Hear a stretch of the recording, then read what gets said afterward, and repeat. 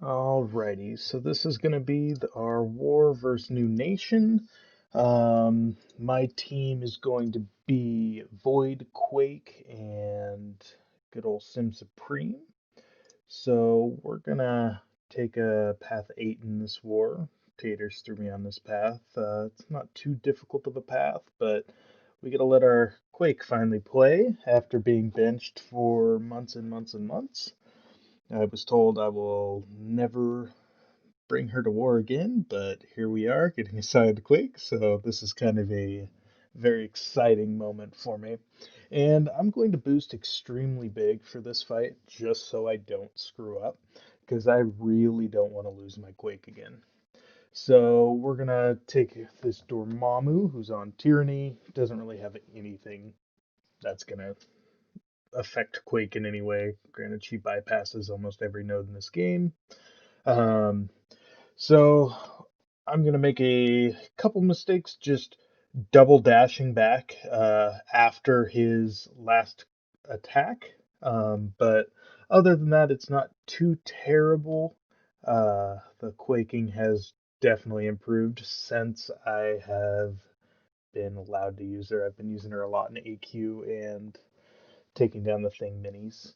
So I've gotten some good practice with that. Um, but basically, this fight seems pretty at hand. He's just gonna melt after that. So not too bad. And then we're gonna move on to this Korg, which he's on buffet. The buffet is linked from Brett up top. And basically, I don't have to really do much. I just have to keep his rock stacks down so that way his debuffs stick. Because if I don't take the stacks off, he will restore them 99% of the time. As you'll see with this first parry, he restores it. I'm going to take a 5-hit combo block. I'm not too worried about the Thorns damage coming back because I do have uh, special one lock. That's what it is. I couldn't remember what the node was. Um, so I'll be able to get some free healing, especially when his rock stacks are up. I'm not going to throw my special. So and we'll get some weakness debuffs too that'll help me regen as well. So I should be able to regen quite a bit throughout this fight where I can tank these Thorns damage with my mediums off of his specials. So we're getting pretty lucky with Petrifies here where they're sticking. We're going to take an SP1 to the face, but doesn't really matter because I'll just heal up with the weaknesses and the SP1 locks. I have to sit on my special one quite a bit in this fight just because I can't throw it when he has his rock stacks up because he will restore every debuff I put on him and then it's a waste of a special. So we're lucky Fear of the Void stuck there when he had his rock stacks up, so I got pretty lucky there, but basically, once we have Fear of the Void, this fight isn't going to be too difficult. Because when he tries to regen, nothing happens, and especially when I get the Petrify, then he just melts himself, basically. So, at this point, this fight's pretty much in hand. I'd really have to screw it up, which take a couple specials to the face, but he goes down, so. Argued with Dreamin' a little bit there about who's going to take the Rogue on Aegis Heavy. He ended up winning with his 3 Corvis, so he took that down, and then he scolded me after the fight, telling me that that is my fight in the future. So I will be remembering that.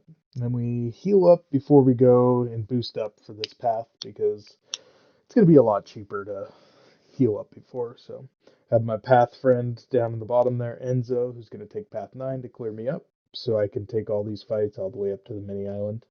Um, I get both of the shared fights, which is pretty cool. I always like more fights throughout the war, even if they are a little bit uglier than most people's. But I get to use Quake yet again, so we get to make sure that I get to show off some more Quake skills for Taters, so he doesn't completely bench me again with her. So Tareq is kind of annoying because he's going to start with that rock field, but the nice thing about Quake is he will never get it again after the first time. So we just got to wait it out. Um, Not too bad so far. He throws his halberd at you a couple times. Thing's pretty scary. It's pretty long.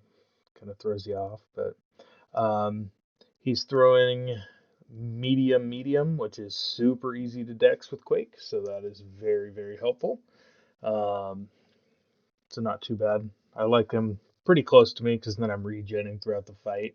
So he'll come at me and I'll try to keep him as close as possible with a couple parries. But then, of course, he goes into Aftershock and takes one step back just out of my range. So as he's closer, I'm just going to parry a couple more times to keep my health up just in case I need to use her. I let my finger slip on that one to keep him a little bit further away, but at this point, the fight's pretty much in hand. I'm not slated to use her again this war, so it's not the end of the world if I lose a little bit of health, but it's always nice to have healthier champs towards the end in case somebody needs some help. So then we're going to go on to Vision Arcus, which I don't fight Arcus too often. So I'm going to put on a Power Boost 1 so I can. Oh, first I got to trade in some battle chips for some health potions here. So we're going to start with an SP1 here because I want to get to my SP3 as fast as possible because one special and I could be done from him. So we're going to parry right away and then try to attack him, but of course he has the tenacity, so he shoves that right back in my face. So take that. We're going to try to bait a special here because you can actually evade his SP1. I'm sure people can evade his SP2, but I am not one of those people, surprisingly enough. So I'm going to try to get some more genetic potential, regen a little bit off of this before I throw my special because I want some regen after eating that special or combo to the face. So we'll throw the SP3, get some damage here.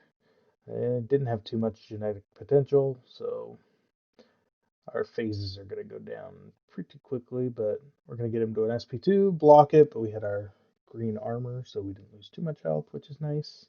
Um, and then he has 10 bleed stacks on him, so he's going to throw a special. I'm obviously going to eat it to the face, because why not? Seems like fun. And one more hit, and he goes down. So now we're on to Mephisto, who got me earlier in the season, but basically I learned from that fight you can't play this fight passive at all because of the wonderful close encounters and everything you do to him with Void.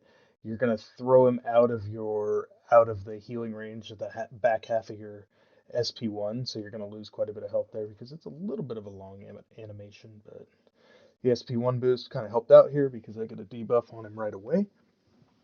And then I'm gonna miss parry, bait the heavy, and throw another special. We're going to get the debuffs on him as fast as possible. Um,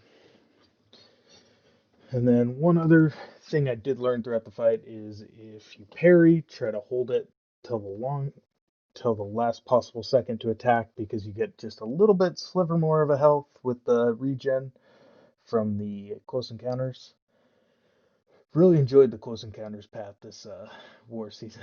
I've gotten to take it quite a few times, and boy, if you are passive, you are going to lose a lot of health. So now I'm just going to tank the SP1 because the healing is going to outdamage his SP1 block damage. So not too bad there. And then we're going to go on to wonderful Silver Surfer, who I also haven't fought many times. So we're going to have to trade in some battle chips here because we do not have enough units for the potions in order to max out some Supreme.